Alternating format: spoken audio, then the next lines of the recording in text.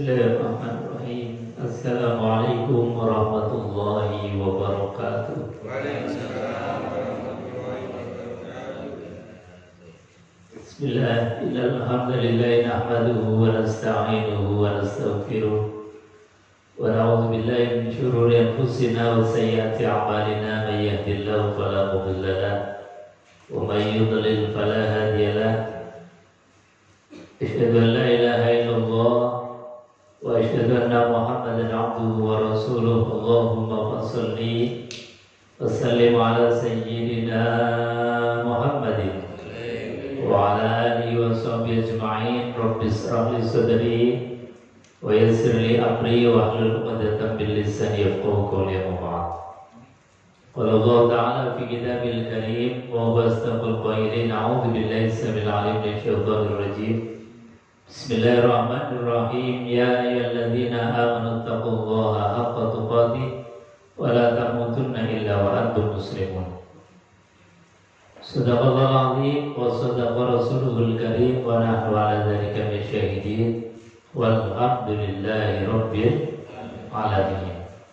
Hadratul kiram, para alim, para ulama, wabil khusus panjenenganipun ahinal kiram Bapak Kiai Haji Amin Masyadi, Ustaz-ustazah, sesepuh bini sepuh, hadirin Bapak Ibu, jemaah yang dimuliakan Allah Subhanahu wa taala. Alhamdulillah, pada malam hari ini kula panjenengan sedaya saged hadir bermujalasah di tempat yang mulia, yaitu rumah Allah, di malam yang mulia, yaitu malam Jumat, dan juga di bulan yang mulia, di bulan Dzulqa'dah. Mudah-mudahan semua kemuliaan ini mampu menjadikan kita menjadi manusia yang mulia, bukan hanya di hadapan manusia, tetapi yang paling penting adalah mulia menurut pandangan kacamata Allah Subhanahu wa taala. Amin Allahumma amin. Oleh karenanya, sebelum kita ngaji bareng, mari kita hadirkan Rasulullah SAW di dalam hati kita, pikiran kita, majelis kita. Mudah-mudahan dengan hadirnya Rasulullah dalam hati kita, kita diberikan obat atas segala penyakit-penyakit hati.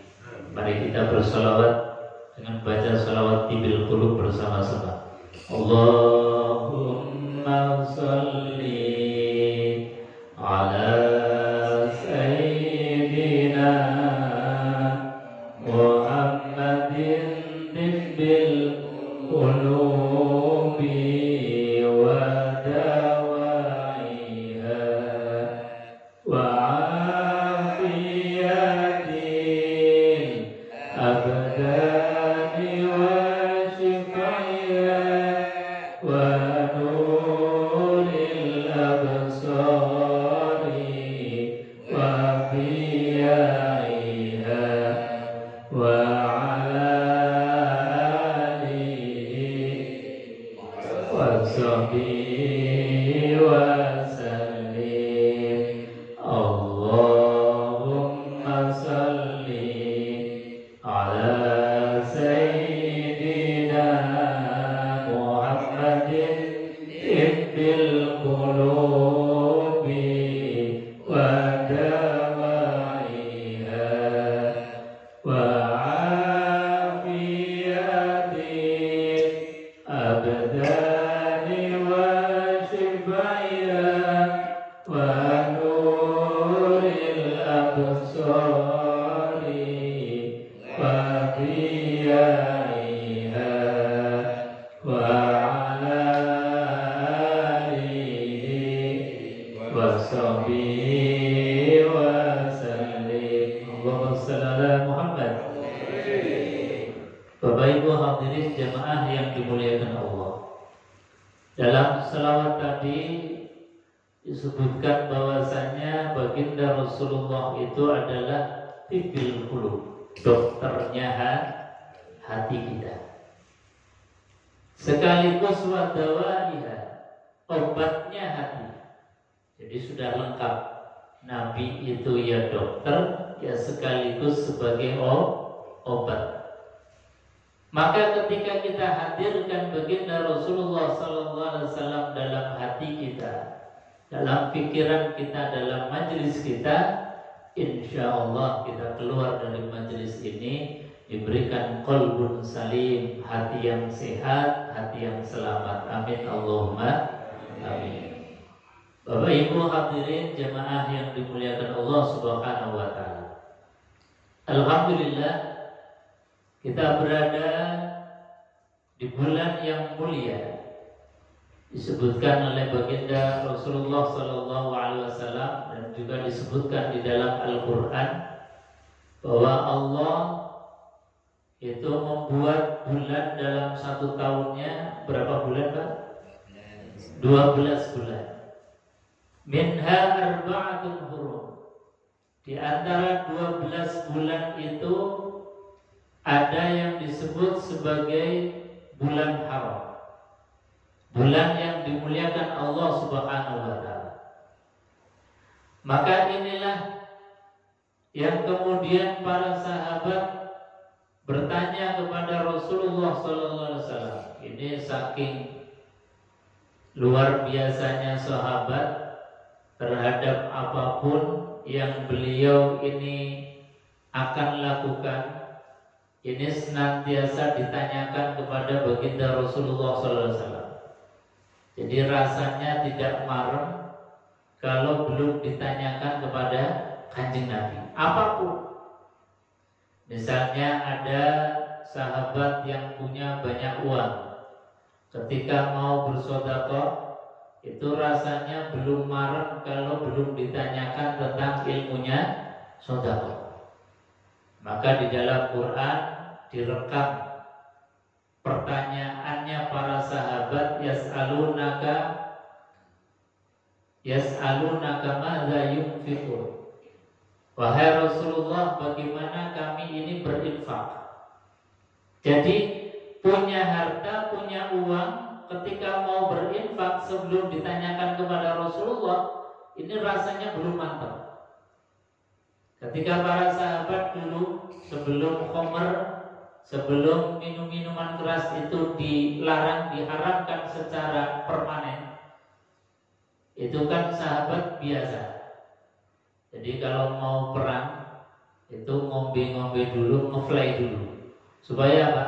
Supaya menghadapi musuh itu berani. Sebelum minum khamr itu dilarang secara permanen.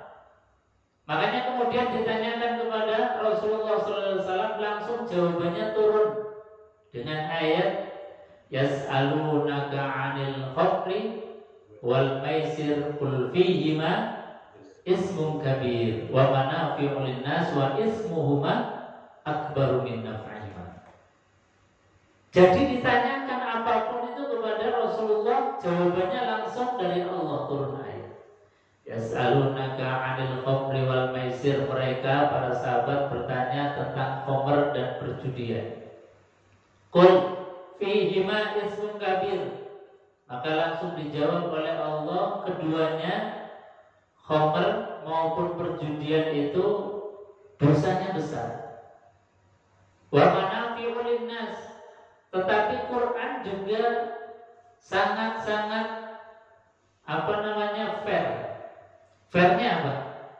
Karena memang dulu itu masih dibutuhkan ketika sahabat mau berperang, maka dikatakan bahwasanya wa manafi'u linnas, juga ada manfaatnya untuk manusia. Jadi dosanya besar, tetapi juga ada manfaatnya. Ini fairnya Quran. Sebelum nanti kemudian diharamkan secara permanen. Maka tahapan yang kedua, sahabat ini dilarang sholat ketika dalam keadaan mabuk. Makanya Quran mengatakan la taqrabus shalah wa antum sukara. Jangan engkau dekati sholat ketika dalam keadaan sempoyongan, dalam keadaan mabuk.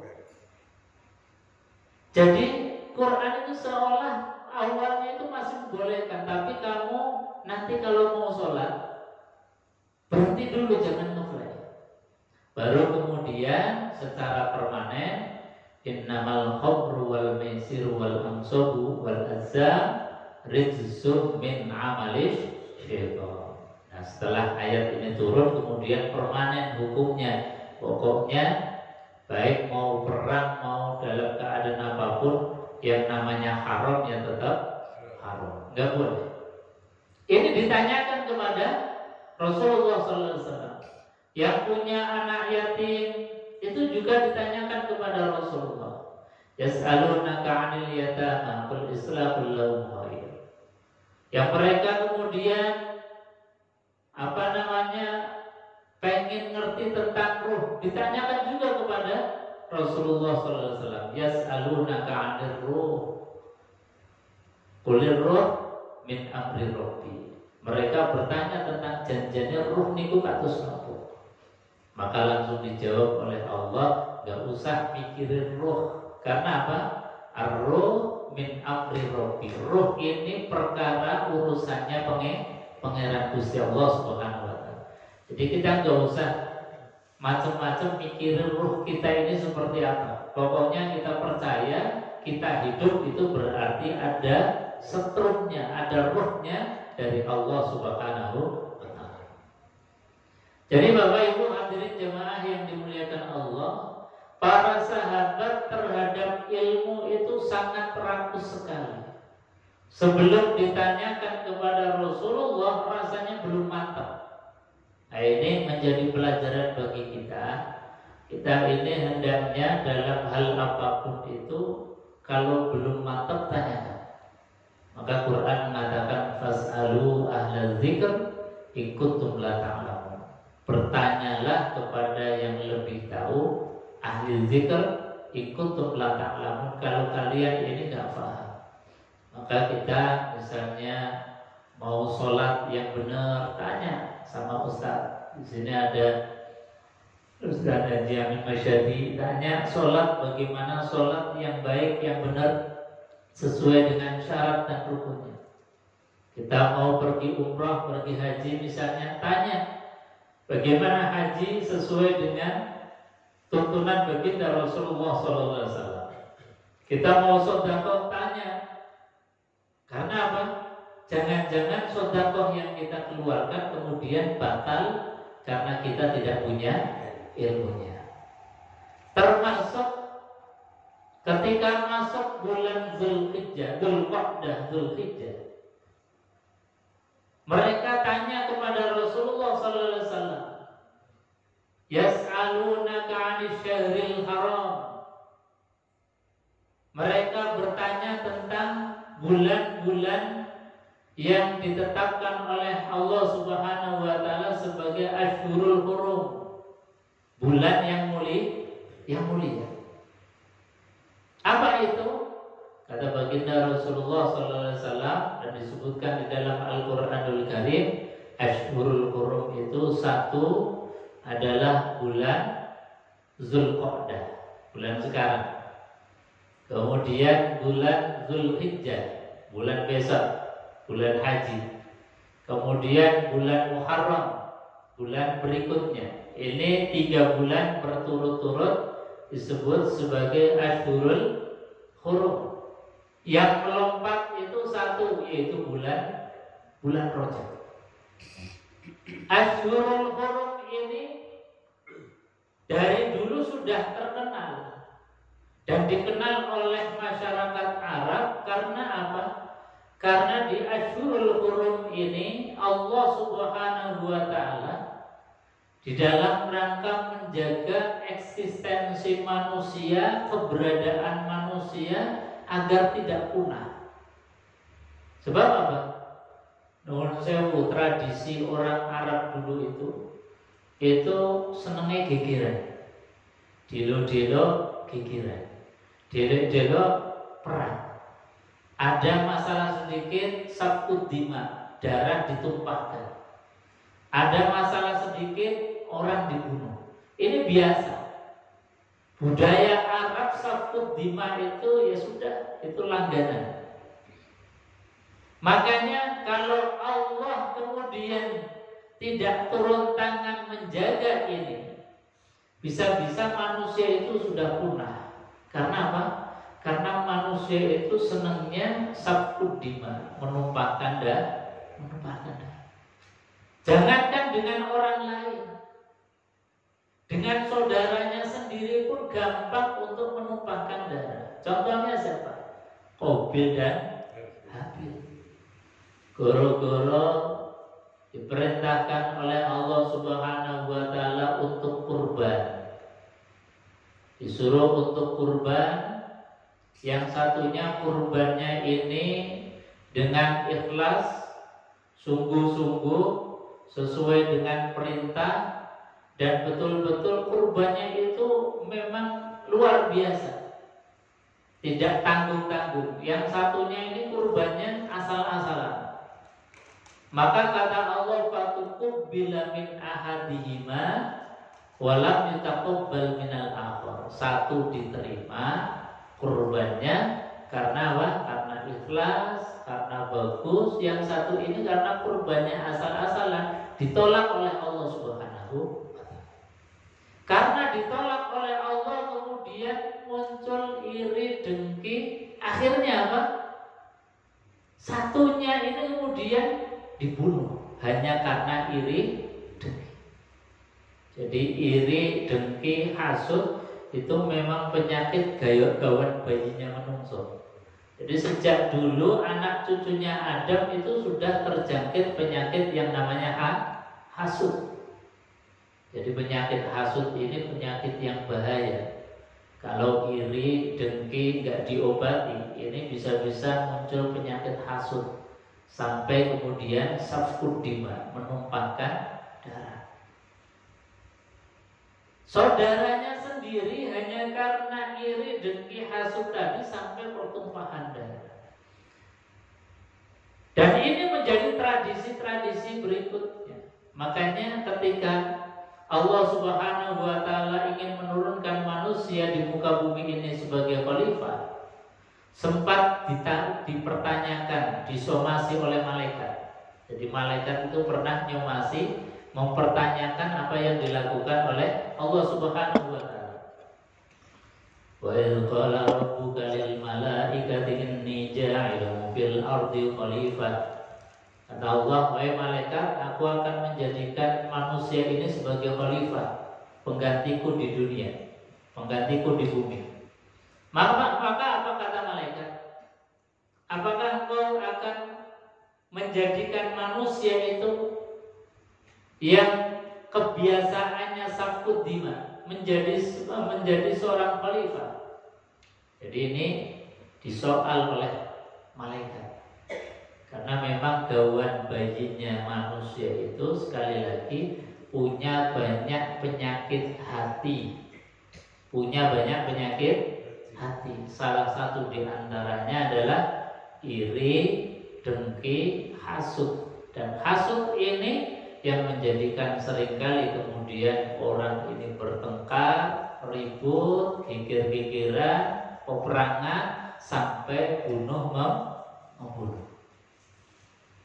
Makanya kemudian Allah berkepentingan agar manusia ini keberadaannya terjaga, agar kelangsungan hidup manusia itu terus. Maka kemudian Allah tetapkan 4 bulan ini sebagai 4 bulan yang dalam rangka menjaga eksistensi manusia. Karena apa? Di bulan haram atau Ashhurul Hurum ini diharamkan orang itu berperang, menumpahkan darah. Ini yang ditanyakan kepada baginda Rasulullah, yas'alunaka 'anil syahril haram qitalun fi. Jadi kata Allah Subhanahu wa taala, qul qitalun fi kabir wa saddun 'an sabilillah wa kufrun bihi wal masjidil haram wa ikhraju ahlihi minhu akbaru 'indallah wal fitnatu akbaru minal qatl. Jadi kata Allah Subhanahu wa taala, bunuh-bunuhan di bulan haram ini dosa besar. Bercekcok, melakukan satu peperangan ini adalah dosa besar. Bahkan kata Allah dalam Al-Quran, wal fitnatu asyaddu minal qatl. Fitnah itu lebih besar daripada pembunuhan.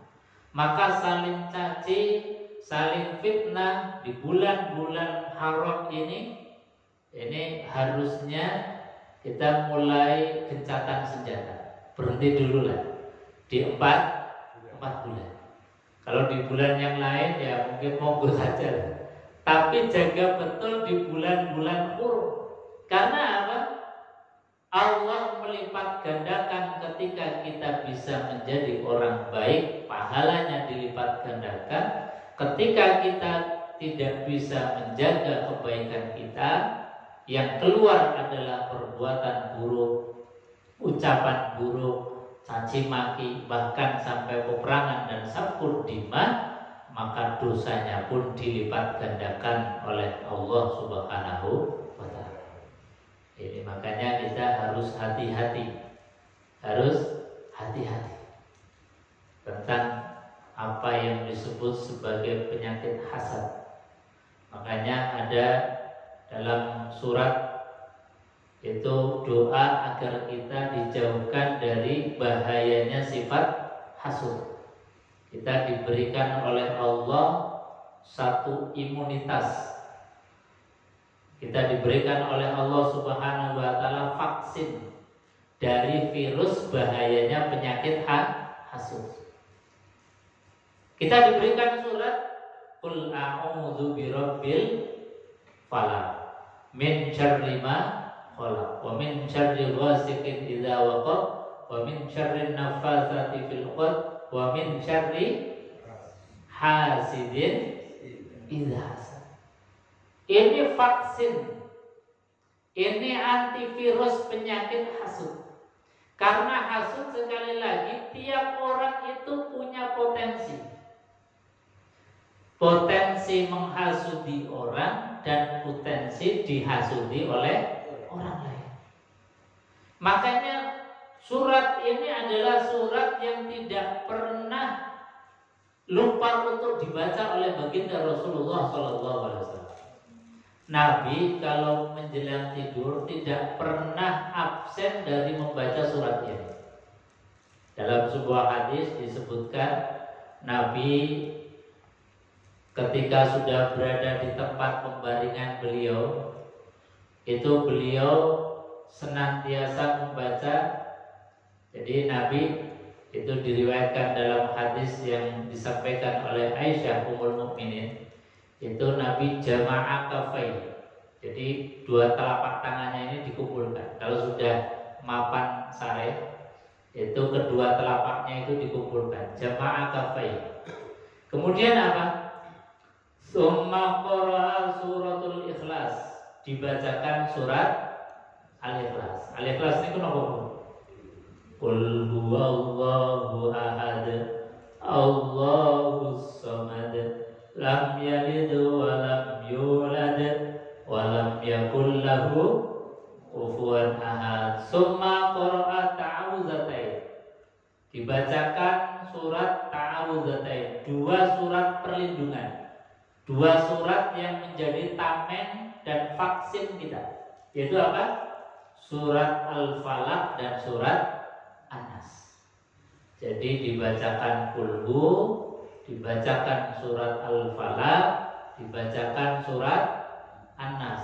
Summa nafasa, kemudian disebul, ditiup. Telapak tangannya itu ditiup oleh Kanjeng Nabi.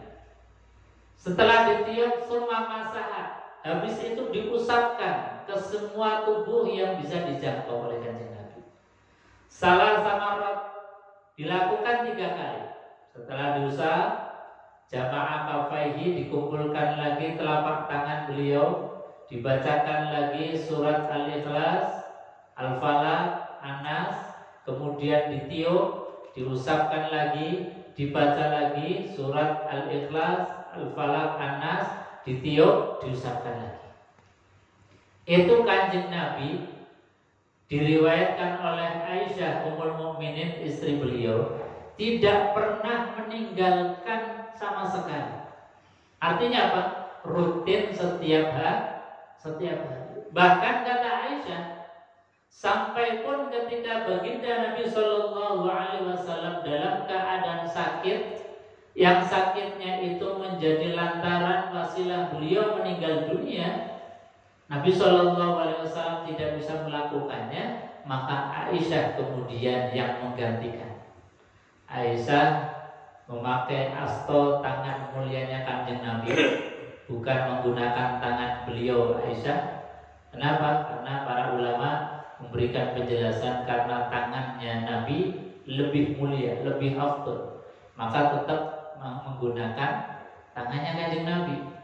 Yang membacakan Aisyah disebul kemudian diusapkan kepada semua badannya Rasulullah SAW. Jadi dalam keadaan sakit pun Aisyah kemudian membiasakan apa yang dibiasakan oleh baginda Rasulullah SAW, istiqomah sampai beliau meninggal dunia. Makanya di dalam kitab Al-Adhkar Nawawiyah ini adalah sunnah yang muakkad, sunnah yang ditekankan.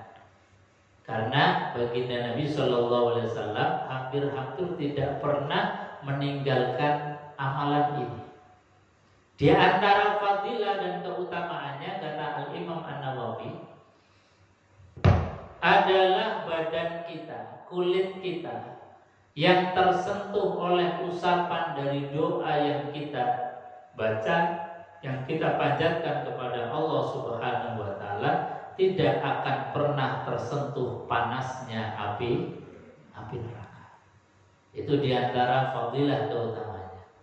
Jadi apapun panasnya api yang menyala-nyala, tetapi setiap hari kita lumuri dengan bacaan surat Al-Ikhlas, kita tameng, kita kasih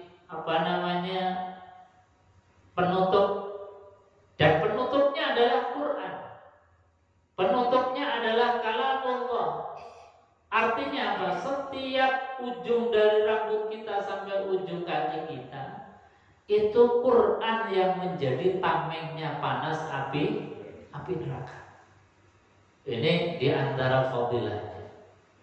Makanya baginda Nabi Shallallahu Alaihi Wasallam tidak pernah absen, tidak pernah lupa dari membaca 3 surat tadi, termasuk surat Ta'awudzatain, namanya aja surat Ta'awudz, surat perlindungan. Jadi ini boleh dikata vaksinnya kita. Kalau kemarin ada virus corona, kita ini divaksin, ada sampai vaksin 3 kali plus booster dan lain sebagainya. Ini panasnya api neraka dan juga virus yang namanya hasud, kalau nggak divaksin ini bahayanya luar biasa.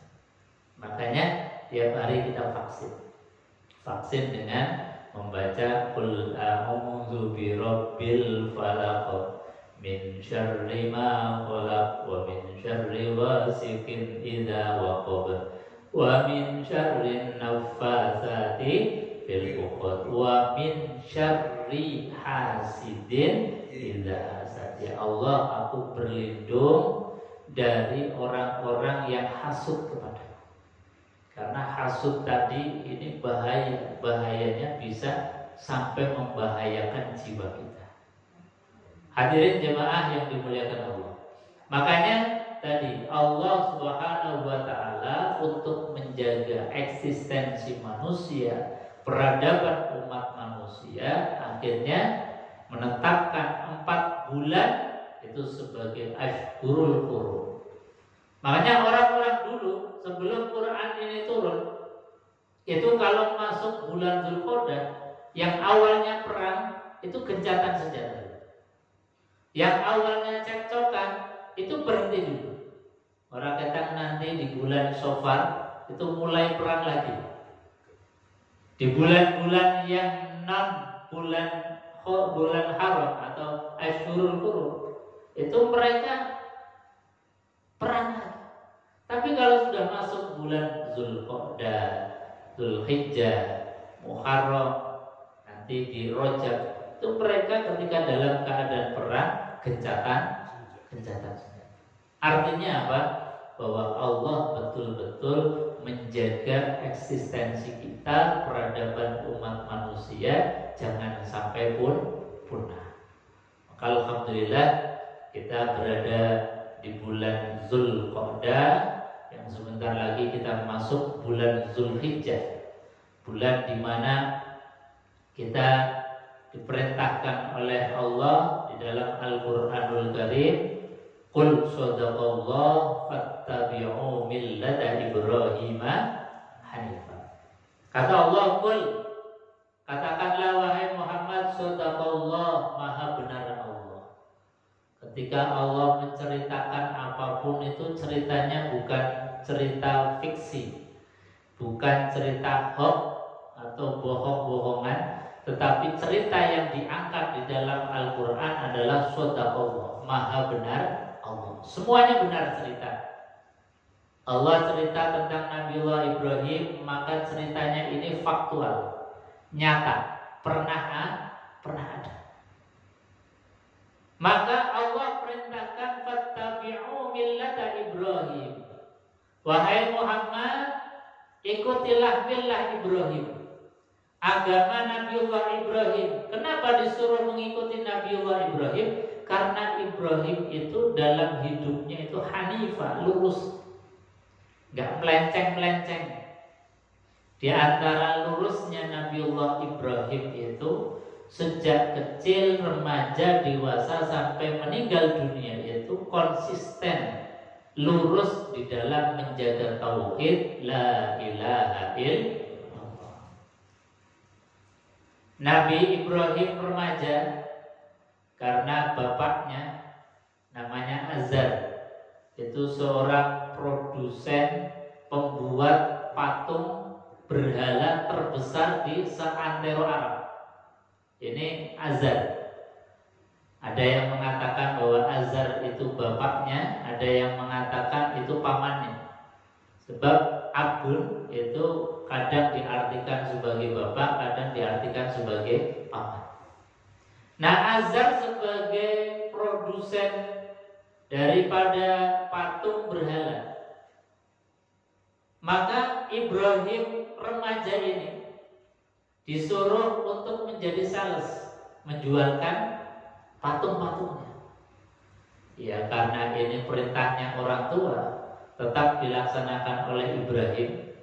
Tetapi ketika memasarkan bukannya Sa'idun, tapi ucapannya dirubah, Sakiyun.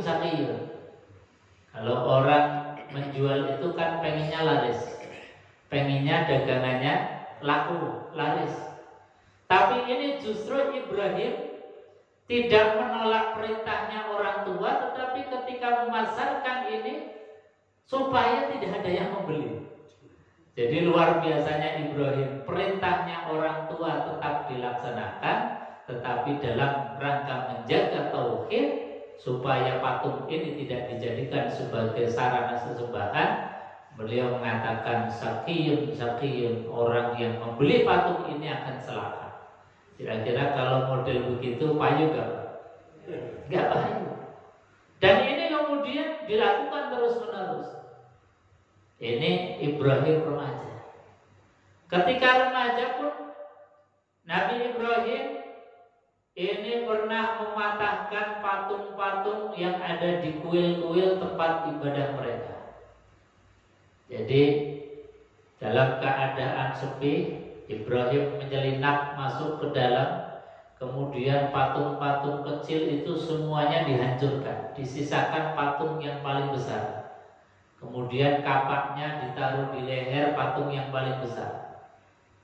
Ketika ada orang yang kemudian masuk kuil, ternyata patungnya sudah hancur semua. Ini siapa yang menghancurkan? Maka ada orang yang menduga-duga ini paling kelakuannya Ibrahim ini. Tangkap Ibrahim.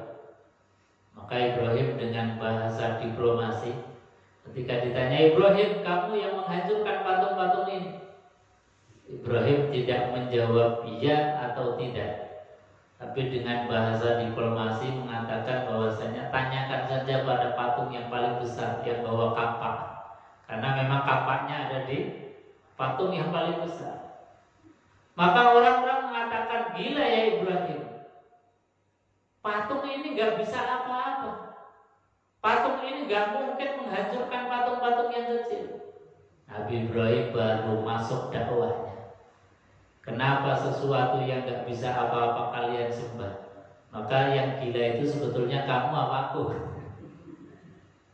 Jadi jelas-jelas patung gak bisa apa-apa kok masih disembah.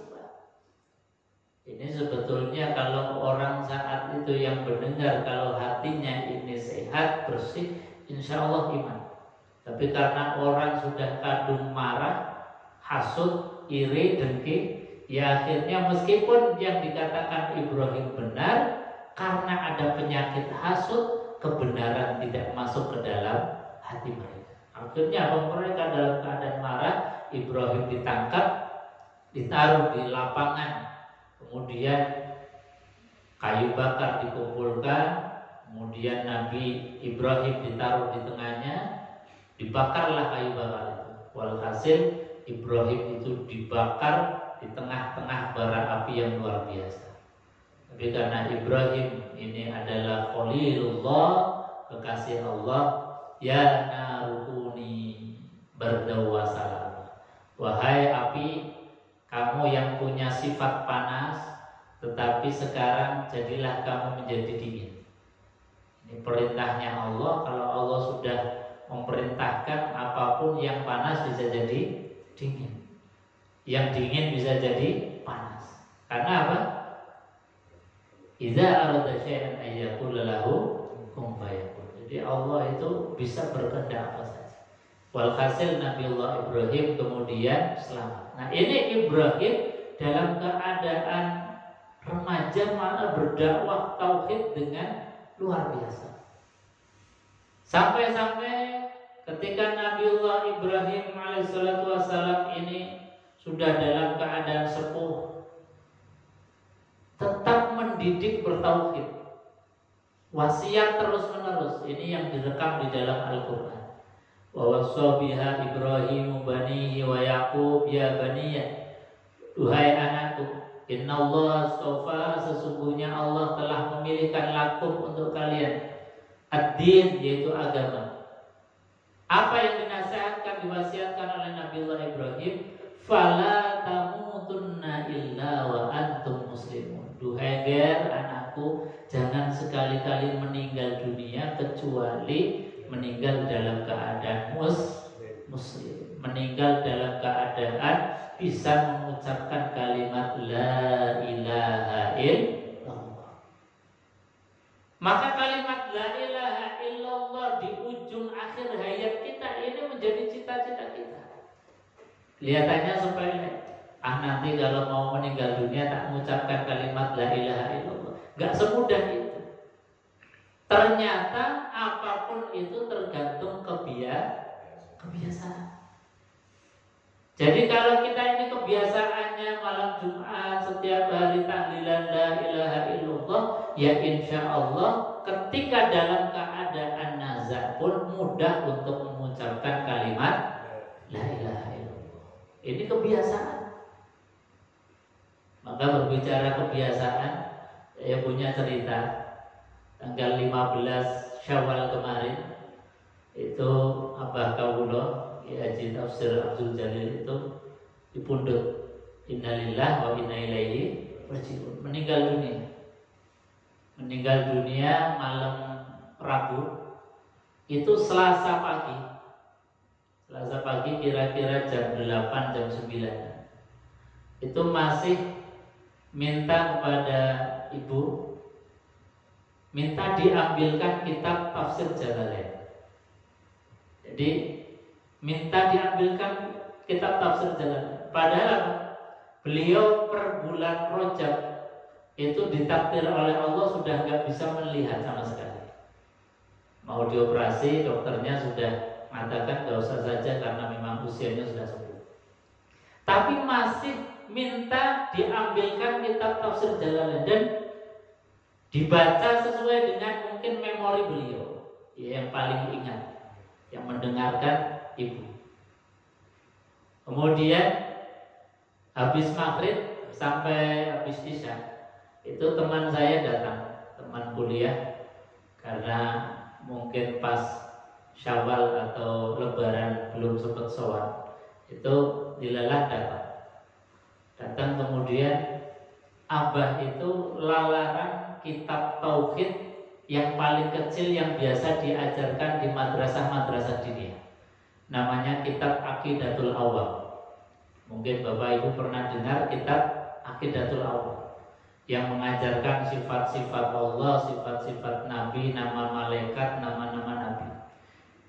Itu abah masih lalaran nazam yang diperdengarkan ke teman saya itu nazam nama-nama Nabi Rasul dari Nabi Adam sampai baginda Rasulullah SAW itu khatam.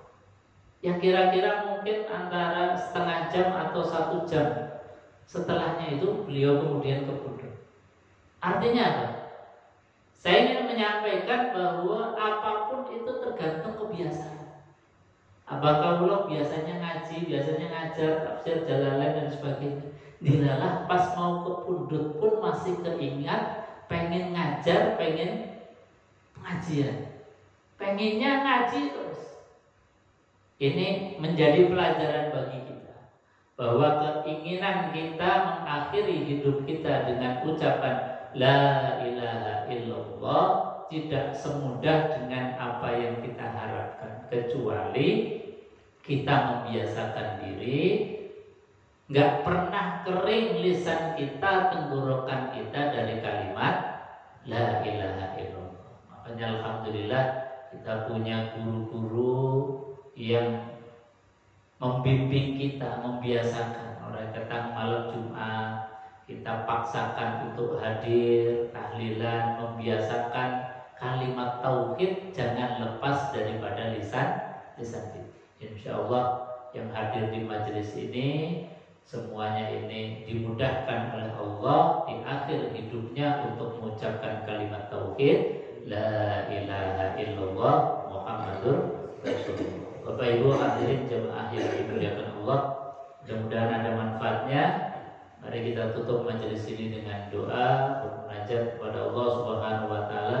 Mudah-mudahan diberikan ilmu yang manfaat, keluarga kita menjadi keluarga yang sakinah, mawaddah warahmah, anak-anak kita menjadi anak-anak yang soleh-solehah. Mudah-mudahan akhir hidup kita diakhiri dengan husnul khatimah. Amin ya rabbal alamin. Allahumma shalli wa sallim ala sayyidina Muhammadin syafi'in wa dhuhrina maulana Muhammad il awwalin wal akhirin wa sallim radhiyallahu ta'ala kulli sahabat rasul ajma'in. Alhamdulillahi rabbil alamin, hamdan syakirin, hamdan na'imin, hamdan yuafi ni'amah wa yukafi mazidah. Ya rabbana lakal hamdu kama yanbaghi li jalali wajhikal karim wa 'azimi sultanik. Rabbana ighfir lana wa liwalidayna warhamhuma kama rabbayana shighara.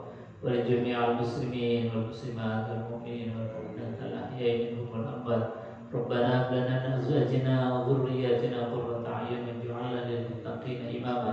اللهم اجعل جميع أولادنا وجميع تلاميذنا ولدا صالحا ولدا مطيعا ولدا عالما ولدا زكيا ولدا حافظا للقرآن العظيم. اللهم اختم لنا بحسن الخاتمة ولا تختم لنا بسوء الخاتمة. ربنا آتنا في الدنيا حسنة وفي الآخرة حسنة وقنا عذاب النار وأدخلنا الجنة مع الأبرار يا عزيز وغفور يا رب العالمين. وصلى الله على سيدنا محمد وعلى آله وصحبه وسلم. الحمد لله رب العالمين. الفاتحة. أعوذ بالله من الشيطان الرجيم. بسم الله الرحمن الرحيم. الحمد لله رب العالمين. الرحمن الرحيم مالك يوم الدين إياك نعبد وإياك نستعين اهدنا الصراط المستقيم صراط الذين أنعمت عليهم. Demikian kurang dan lebihnya mohon maaf. Usikum wa nafsi bitaqullah wa ridwal inayah. Assalamualaikum warahmatullahi wabarakatuh. Waalaikumsalam.